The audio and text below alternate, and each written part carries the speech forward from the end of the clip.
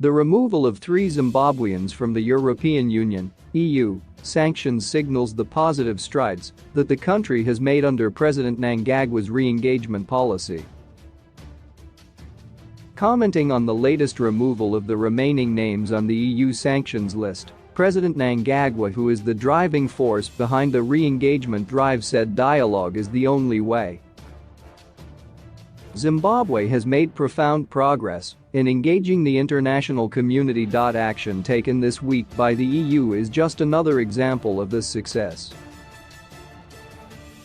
Dialogue continues to yield results, the president said on Twitter. This comes after the EU on Monday announced the removal of Vice President Drive Constantino Chiwenga, Zimbabwe Defense Forces (ZDF) Commander General Philip Valerio Sibanda, and former First Lady Grace Mugabe from the baneful sanctions, in a move that analysts canvassed by the Herald said demonstrated the softening of stance by formerly hostile nations. The development comes after President Mnangagwa's commitment in 2017 at the inception of the Second Republic that re-engaging and mending relations with countries in Western Europe, which imposed sanctions since 2002, was a priority call. The Herald is reliably informed that behind the scenes, Brussels is escalating diplomatic engagements with Harare and will lift sanctions in totality soon, after France said Zimbabwe was a partner in ensuring stability in the SADC region's fight against jihadists in Mozambique's Cabo Delgado province. Zimbabwe and the EU have both benefited from fruitful diplomatic engagements that have seen the thawing of relations since the official withdrawal of former colonizer, Britain, from the EU bloc. To date, only 2 Nordic countries are stalling the total removal of sanctions on Zimbabwe, while the other members agree that besides coordinating the regional fight against jihadists, Zimbabwe is also a key partner in providing more military training to Mozambican forces. Hubert Leclerc, a journalist from one of Europe's influential dailies, Le Libre, last week indicated to President Mnangagwa in an interview that in the past 3 months, 15 EU members were in favor of sanctions, and now only 2 countries are reluctant to lift the sanctions.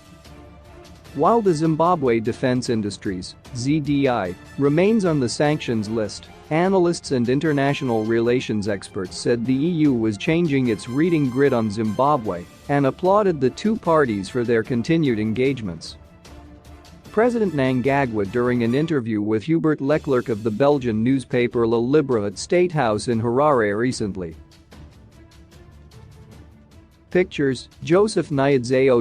Political analyst and media lecturer Dr. Wellington Gadzikwa said the absence of Britain in the EU had brought dividends to the Harare-Brussels relationship as the former colonial power used the EU as a platform to internationalize a bilateral affair. He said the EU's removal of sanctions was a realization that the sanctions regime no longer worked because it has led to a breakdown of the moral fabric of Zimbabweans by negatively impacting ordinary people. The exit of Britain from the EU could have influenced a thawing of relations between Zimbabwe and the European bloc. This is so because Britain had dragged a bilateral affair to the EU in a view to internationalize it. The EU is removing sanctions upon the realization that they no longer work. While it is good that there is headway being made, Zimbabwe also needs to dictate its terms of re-engaging the West. Basing on the need for self-determination has happened when it embarked on the land reform program, said Dr. Gadzikwa. He also said the lobbying for the removal of sanctions on Zimbabwe by France is proof that the EU has new interests that cannot be realized if sanctions are still in place.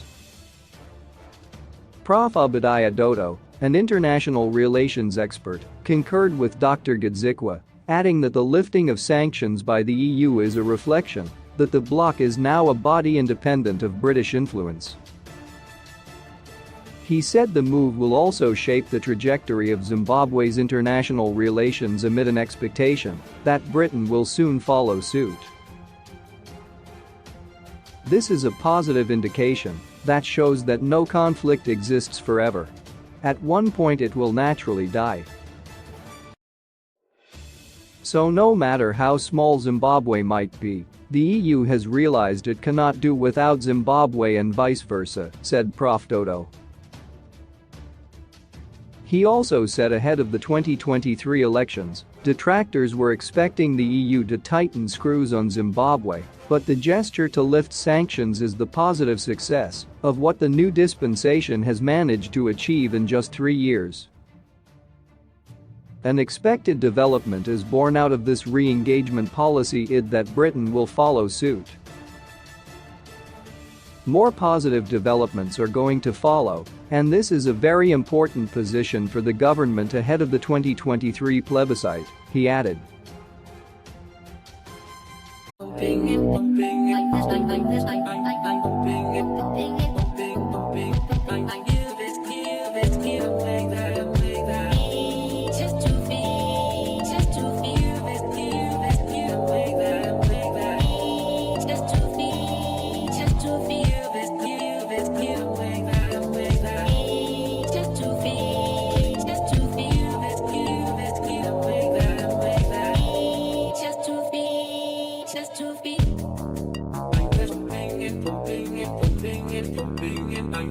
I'm the straight